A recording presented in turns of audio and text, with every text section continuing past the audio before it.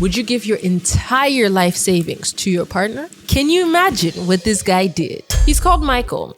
And Michael has always been a calm gentleman, respectful, kind to the elderly, kind to children, always on time. He was a good guy, all in all. But, he had a job that wasn't making a lot, and Michael was known to be lovable, kind, caring when he could be. He worked at a rural office bank as an administrative assistant. And all in all, he wasn't rich, he wasn't wealthy, but he had enough to put food on his table. Around town, Michael was known for his kind and gracious heart. And in the streets, he was known as Sabali, which means peace. One day, as he was on his way to work, headed to the bus stop, trying to get a car, he usually takes a shortcut. It goes through the bushes, it's very little traveled, but that's where he liked to pass. But this Tuesday, as Michael was on his way to work, he was already late.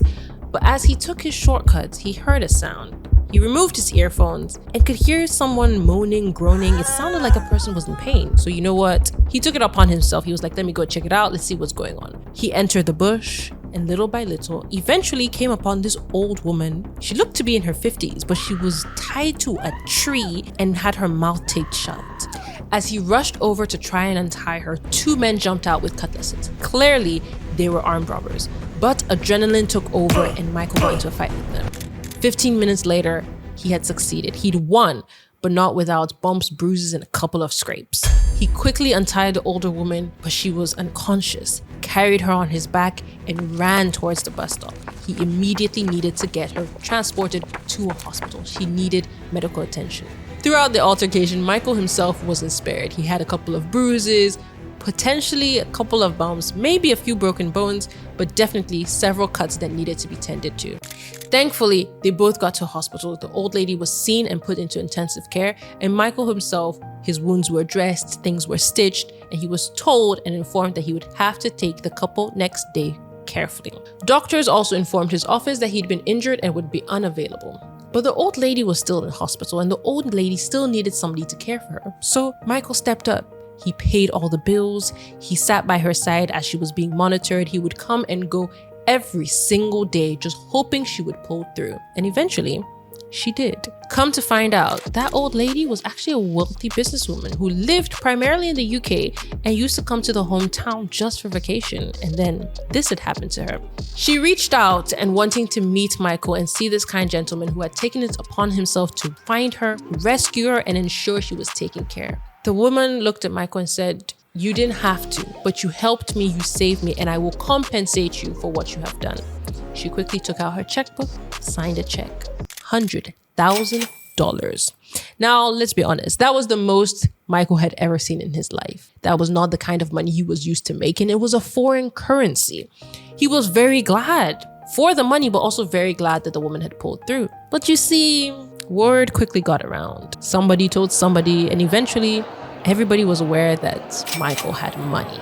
Now everybody wanted to be his friend. Everybody wanted to get to know him. Everyone wanted a piece of the pie. Michael had a good head on his shoulders, so he wasn't swayed. One Saturday morning, as Michael was jogging along a path, somebody tapped him on his shoulder. He turned around and was met with the most beautiful woman he has seen in his life. She introduced herself as Priscilla. And she said, "Oh, hi, I'm Priscilla. And, I've seen you around. I've heard people talk about you, that you're Sabali. I've always wanted to talk to you, but, I've been a little shy and a little scared. But, I've gotten the energy and I really just wanted to shoot my shot and say hi." As she was talking, Michael was looking in her eyes and was completely blown away. He was so taken by this beauty before him. They quickly exchanged numbers and very soon they started talking. Friends and family were not on board. Everyone was telling Michael that, "Oh my goodness, this Priscilla girl, where do you know her from? Is it just now that she wants to see you? How long has she known you?" Michael said, "No, we get along. We're even going to start dating." And dating they did. But every step of the way they met obstruction. Nobody was agreeing to their relationship. Nobody believed Priscilla. Everybody thought she was a gold digger and an opportunist. But that did not deter Michael. He knew what he wanted, and Priscilla was the woman of his dreams. His family, on the other hand, was sure that all she wanted was money, which, in their defense, you never know. Surprisingly, it wasn't long before Priscilla asked Michael for money. One afternoon, she called him and was lamenting about the situation of her mother, that she was very sick, that she was struggling, there were hospital bills to be paid. Michael said, "Babe, I've got you. No need to worry, no need to stress." Sent her the equivalent of $2,000. Now, Priscilla was like, "Oh, thank you. You've saved me so many situations." Michael's family, on the other hand, was like, "Strike one." 3 weeks later, as Priscilla and Michael was talking, she burst into tears. Michael said, "What is going on?" Priscilla confessed that, "Look, I have school fees I need to pay. I'm struggling. I don't have enough money. The deadline is coming and I'm thinking I'm just going to defer my courses. But I didn't want to stress you and I didn't want to tell you because then everybody would be right about me. Everybody would say that I'm only with you for money." Michael said, "That is not your concern. That is not your problems. I don't believe that. I love you and I want you and I want to take care of you in the best way possible." Michael really wanted to be the best boyfriend for the woman of his dreams. So they had a discussion and a conversation, and Michael gave her full 4-year tuition fees to the number of $30,000. And Michael's family and friends were not pleased, but that did not concern him in any way whatsoever. Eventually, Priscilla graduated. Michael was at her graduation, was so proud of her. And as they finished all the ceremonies, Michael and Priscilla sat down, got some food, got a couple of drinks, and decided to talk about their future. Michael said, "Okay, you're done with your university degree. What would you like to do next?" Priscilla said, "I would love for us to get married, but I also want to get my master's degree. I actually want to do it in the States. But we'll see how it goes financially." Michael said, "Who? What? I've got you, baby girl. I will sort you out." So Michael himself found a way to look for universities, help her with her applications, help with fees, and eventually got her into a very good university in Chicago. He paid for tuition fees, accommodation, visa application, visa fees, every little thing he could think of. Hold up, wait, subscribe to our YouTube channel. Now let's go back to the show. Now, Michael didn't tell any of his friends and family that he was spending this much on Priscilla. But what he certainly didn't tell them was that paying for Priscilla's master's degree had rendered him almost broke. There was nothing left. His money was spent. He hadn't had a job in years, but he had a plan and a dream. Priscilla was going to go to the States, finish her master's degree, get a job, and as they would be married, she could do a visa application process for him to come join her.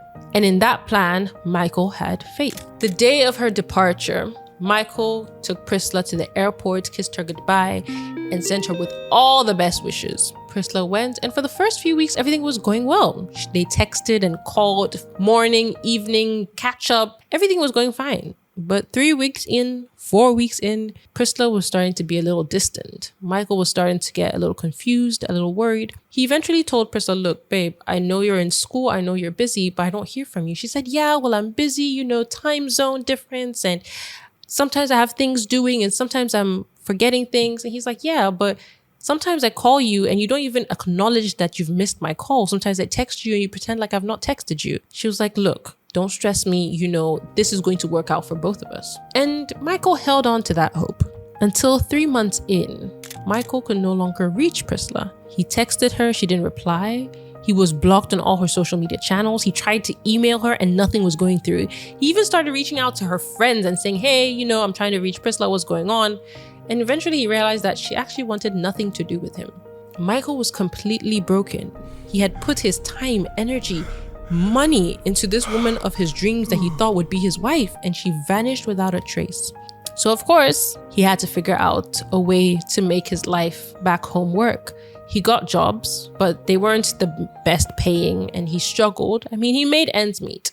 15 years later, Michael was still not able to turn his life completely around. He had a job, he was doing okay, but he wasn't rich. His friends and family mocked him mercilessly that, he was the simp, he was the king of simps. No one could have been betrayed like he had been betrayed. And you know what? They were right, and Michael took it on the chin. One evening, as Michael is walking back home, buying food by the roadside, he sees a large TV, and on it is Priscilla. She apparently was interviewing or being interviewed by somebody, but she had turned into a big-time sports journalist. Michael couldn't believe his eyes, and as he watched the TV and as he heard her speak, a new version of Michael was born that evening. He was angry.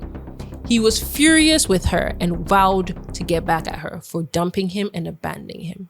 But you see, Michael had two things on his side. One, he'd always been a very meticulous person. Every payment, every receipt, every information, he had it on lock. He was setting out to destroy Priscilla with all the proof he had over the years. Everything he had done for her, everything he had sacrificed in her name, he had the proof. Two, the internet was a very powerful tool. With those two things, Michael set out a plan. He was absolutely going to destroy Priscilla and she would never see it coming. 2 months later, in her own little corner, unaware of all the things that had been brewing over the past few years, Priscilla's on set, she's getting ready to do interviews, she's talking about the Champions League, her life is going great. As her interviews continue, one of the producers looking through the comment section on Facebook realizes that several people are mentioning a particular comment.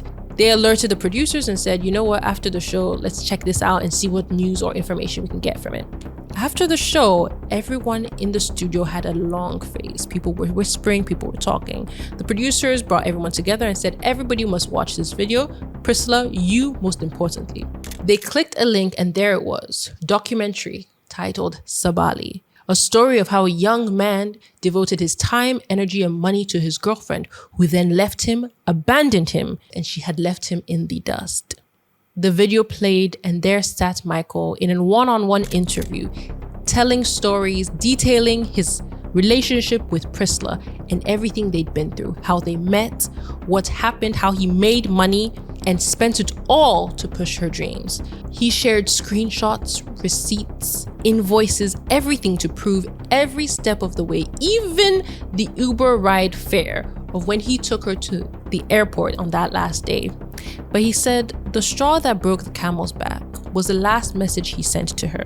Though he'd been blocked, ignored, and taken for all he was worth, he still sent her a last message. Priscilla, I don't know if you've chosen to block me and forget about me. It hurts me, but I want you to know that I still love you and I'll never be mad at you for what you did. However, he acknowledged that hearing her on TV and on radio telling her story about how she was self-made and how she did it all alone through hard work, he realized that she was lying to not only him, but to the audience, to the general public, to her fans, and he decided that that was not okay. With all the proof, the internet quickly sided with Michael. He wasn't vindictive. He was somebody who loved a woman who'd been hurt, betrayed, taken all his money, and still got nothing in return. Priscilla, on the other hand, was not looking good. Fans on social media quickly turned against her. The TV station cut her off. They said, look, you need to deal with this situation. You are suspended until you fix this. If not, do not come back. She was blacklisted from media organizations. Whereas on the other hand, Michael was receiving funds. He was receiving fans. People set up GoFundMe for him.